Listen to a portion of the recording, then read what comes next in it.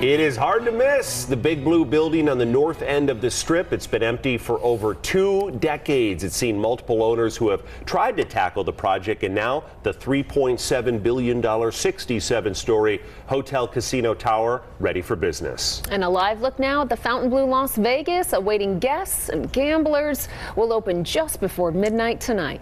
Thank you for joining us here at 4. I'm Kirsten Joyce. And I'm Brian Loftus. Tonight, a bow ties themed party will pay homage to the standard neckwear of Morris Lapidus, architect of the Miami resort that opened back in 1954. But as Good Day anchor John Langler explains, first it had to cut a ribbon separating its past from its future. Bells, whistles, and violins. A big day for a huge resort. Fontainebleau Las Vegas formally introduced itself to the world. Everything had to be perfect. There's still things that I see that aren't exactly right. Nonetheless, the ribbon is now cut at the Fontainebleau. It's time for the business of fun. After such a long history, nearly 20 years of this property being here and under development, for us to be only a few hours away from our grand opening, nothing but exciting. For nearly 20 years, the only business here was watching an enormous building waste away. If the Fontainebleau was a person, it'd almost be old enough to drink. If you took this to a producer and tried to make a movie, they'd laugh you out of the conversation. Clark County politicians and tourism leaders admit having this blue behemoth empty in the middle of the valley wasn't the best look. When Fontainebleau management bought the property back 3 years ago and promised to finish what they started, Commissioner Tick Segerblum was skeptical. What does it mean to you, do you think, for this part of the Strip to open the doors? It means the north part of the Strip is on fire. But the past is the past. Nearly 20 years of hard work, or in some cases no work at all, can fade into a champagne haze of A-listers now. This is a time to celebrate.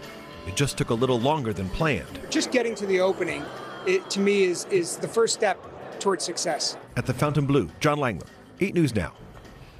Resort leaders say reservations for space and rooms started months ago. Again, doors open to the public around midnight. Brian? Well, there's no doubt people want to see the insides of the decades in the making hotel, but getting there as a local may not be as glamorous as the casino floor. This a live look at our traffic cam from RTC, and as you can see, there's going to be a lot of congestion in that general area. 8 News Now reporter Ryan Matthey. Ryan's been monitoring all of the traffic all day, joining us from Elvis Presley Boulevard, directly outside the Fontainebleau Las Vegas, with what you need to know tonight.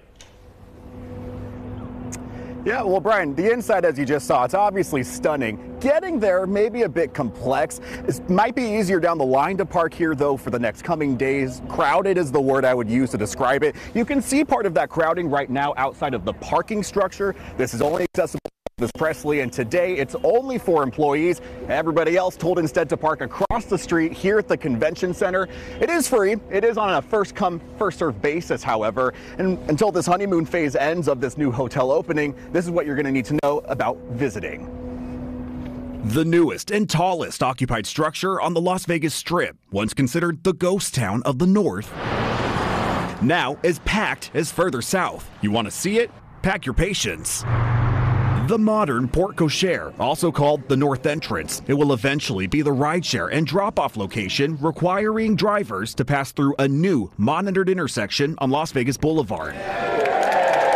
But that's after VIPs get an exclusive tour Wednesday, meaning rideshare and the parking garage are inaccessible until Thursday morning, which has already caused a reoccurring traffic sight on all sides of the 67-story building. This is along Paradise, just east of the hotel, since the convenient access from the boulevard remains closed until Thursday morning.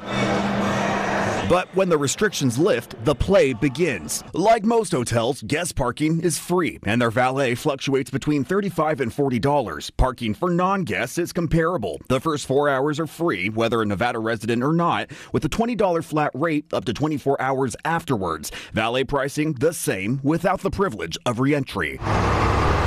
But the concern now, will it always be this crowded? Growing pains have begun in the revitalization start of the North Strip. Now, if you drive nearby this hotel, you'll see the closure here just off the boulevard on Frank Sinatra. This closure remains in effect until about 3 a.m. tomorrow morning. The parking garage, that will become available starting 2 a.m. tomorrow morning. And hotel representatives, when we were asking them about how long will it be for guests and for non-guests for 4 hours at least, because we've seen a lot of other hotels change their pricings or take away that free parking, they did not elaborate. We'll keep you updated right here. For now, sending it back to you guys in the studio. Brian. All right, Ryan, thank you. For those who may eventually become regulars there, rewards members receive complimentary valet as well. The hotel website does indicate parking prices may increase during special events.